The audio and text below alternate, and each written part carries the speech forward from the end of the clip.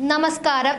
SDPIയുടെ പരസ്യ പിന്തുണ പ്രഖ്യാപനത്തിൽ ഇടതുമുന്നണിയും UDFും ഒരുപോലെ വെട്ടിലായിരിക്കെ ജീവൻ മരണ പോരാട്ടത്തിനായി മുസ്ലിം ന്യൂനപക്ഷ രാഷ്ട്രീയ കളിക്കിറങ്ങിയിരിക്കുകയാണ് പിണറായി.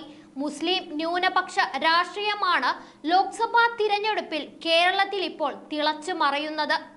പൗരത്വ നിയമം, റിയാസ് മൗലവി വധക്കേസ് വിധി, SDPIയുടെ UDF പിന്തുണയുമൊക്കെ ന്യൂനപക്ഷ വോട്ട് ബാങ്കിനെ സ്വാധീനിക്കാവുന്ന വിഷയങ്ങളാക്കി LDFും UDFും ഇളക്കി മറിച്ച് പ്രചാരണം പൊടിപൊടിക്കുകയാണെന്ന് വേണം പറയാൻ. എന്നാലും LDFും UDFും പരസ്പരം BJP ഒത്തുകളി എന്ന ആരോപണം തുടർന്നുകൊണ്ടേയിരിക്കുന്നുമുണ്ട്.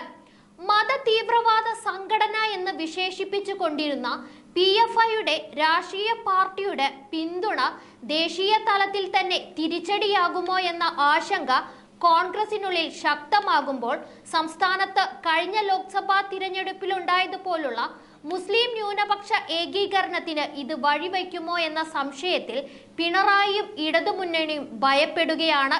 പൗരത്വ ഭേദഗതി നിയമം ഉൾപ്പെടെ ഉയർത്തിക്കാട്ടി മുസ്ലിം വോട്ടുകൾ അനുകൂലമാക്കാനുള്ള പ്രചാരണ തന്ത്രമാണ് CPM ആവിഷ്കരിച്ചിരിക്കുന്നത്. 2016 നിയമസഭാ തിരഞ്ഞെടുപ്പ് സമയത്ത് ബീഫ് വിഷയം ഉയർത്തി നടത്തിയ പ്രചാരണത്തിന് തുല്യമായ നീക്കമാണ് ഇക്കുറി പൗരത്വ ഭേദഗതിയുമായി ബന്ധപ്പെട്ട് CPMും ഇടതുമുന്നണിയും നടത്തി വരുന്നത്. ഇതിലൂടെ കോൺഗ്രസിനെയും BJPയെയും ഒരുപോലെ വെട്ടിലാക്കാമെന്നവർ കണക്ക് കൂട്ടുമ്പോൾ കരുവന്നൂർ ഉൾപ്പെടെയുള്ള അഴിമതിയുടെ കൂത്തരങ്ങായ ഭരണ കഷ്ടകാലങ്ങൾ പിണറായിക്കും CPMന്റെയും തലയ്ക്കുമേൽ ഭയപ്പാടിന്റെ കാർമേഘങ്ങളായി ഇരുണ്ടുമൂടുകയാണ്. SDPI UDFന് പരസ്യ പിന്തുണയുമായി രംഗത്തു വന്നത് ഇടതുമുന്നണിക്കാകെ ഭയമുണ്ടാക്കിയിട്ടുണ്ട്. SDPIയുടെ പരസ്യ പിന്തുണ തിരിച്ചടിയാകുമോ എന്ന ആശങ്കയിൽ തന്നെയാണ് LDF ഇപ്പോൾ. പൊതുവെ മുസ്ലിം വിഭാഗങ്ങൾക്കിടയിലെ തീവ്ര നിലപാടുള്ള സംഘടനയായ SDPI തന്നെ UDFന് പിന്തുണ പ്രഖ്യാപിക്കുമ്പോൾ മറ്റു വിഭാഗങ്ങൾ തങ്ങളുടെ പ്രചാരണത്തെ വിലമതിക്കില്ലെന്ന് CPMന് നന്നായി മനസ്സിലായി കഴിഞ്ഞു. മുസ്ലിം ന്യൂനപക്ഷ വോട്ടുകൾ ഏകീകരിക്കപ്പെട്ടാൽ കഴിഞ്ഞ ലോക്സഭാ തിരഞ്ഞെടുപ്പിലെ ഫലമായിരിക്കും ഇക്കുറിയും ഇടതുമുന്നണിക്ക് കേരളത്തിൽ ഉണ്ടാവുക.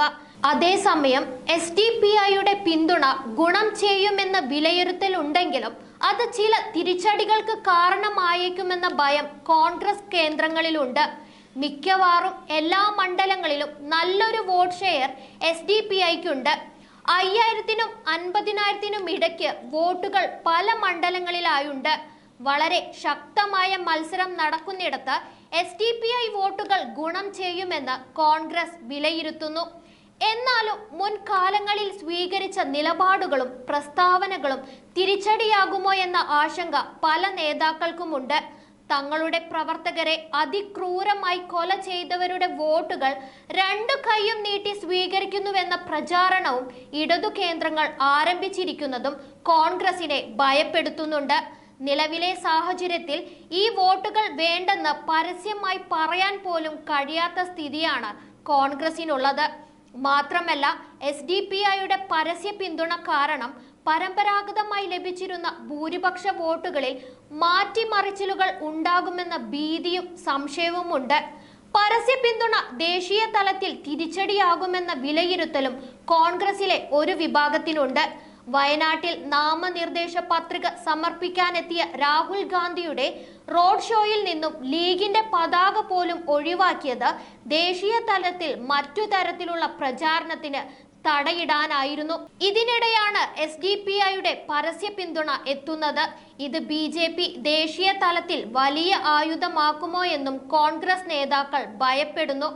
അതേസമയം SDPI UDFന് പ്രഖ്യാപിച്ച പരസ്യ പിന്തുണയിൽ ആഹ്ലാദിക്കുകയാണ് NDA.